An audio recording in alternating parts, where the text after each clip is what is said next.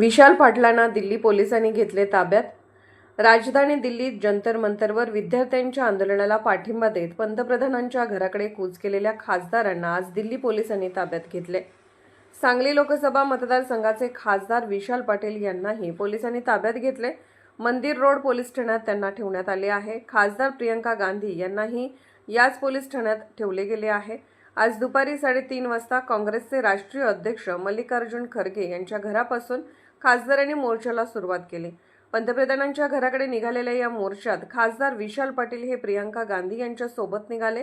त्यांना मंत्री जितेंद्र सिंग यांच्या घरासमोर थांबवण्यात आले. तिथेच प्रियंका यांच्यासह विशाल पाटील आदींनी ठिय्या मारला आणि जोरजोरात घोषणा दिल्या.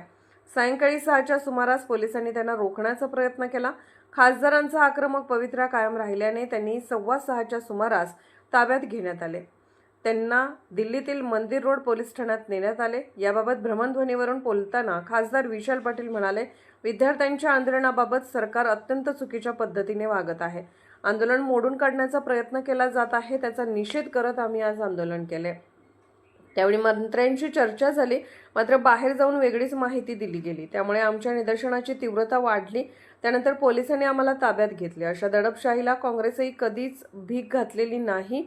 आम्ही ठामपणे देशातील युवकांच्या सोबत उभे आहोत.